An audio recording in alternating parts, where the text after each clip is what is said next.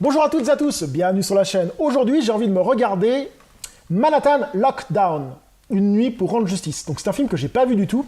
J'aime bien cet acteur, enfin j'aimais bien cet acteur. Je trouve qu'il est assez sympa et qu'il avait moyen de faire des films assez sympas. C'est bien dommage qu'il soit mort un peu jeune. Donc on va lire un peu de quoi ça parle. Une bonne décharge d'adrénaline. Une course-poursuite infernale pour appréhender deux tueurs de flics à New York. L'inspecteur Davis est prêt à tout pour les coincer. D'autant qu'une gigantesque machination se dessine derrière leur agissement.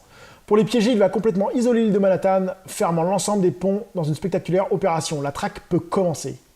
Donc ça, c'est le genre de film que j'aime bien parce que c'est des films souvent intéressants de flics qui recherchent des mecs et tout, avec des petites fusillades dans les villes. Enfin, ça a l'air d'être pas mal.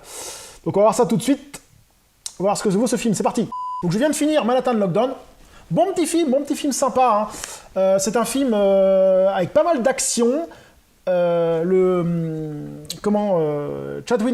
Chadwick Boseman joue très bien le flic qui se laisse pas emmerder, justement. Ça, j'ai trouvé ça vraiment sympa. On a toute une montée en scène avec les tueurs, avec deux tueurs qui ont fait un casse, je vais pas trop en dire plus, avec des bonnes petites fusillades. Le seul bémol que je reprocherais à ce film, c'est les fusillades. Ça a manqué de fusillades. Le début est génial. On a une scène du début où, quand les flics arrivent, les deux tueurs, ils allument les flics, ça part en cacahuète et fusillade. Et je me suis dit, à partir de là, il va y avoir des scènes de fou. Et pendant tout le film, les mecs vont tirer dans les rues et tout. À la Hit, par exemple. Et pas du tout, hein, le film est bien, mais je trouve que ça manque de gunfight comme le début, en fait. S'il y avait eu plusieurs gunfights comme le début, entre le flic et les mecs et tout, ça aurait été vraiment bon. Hein.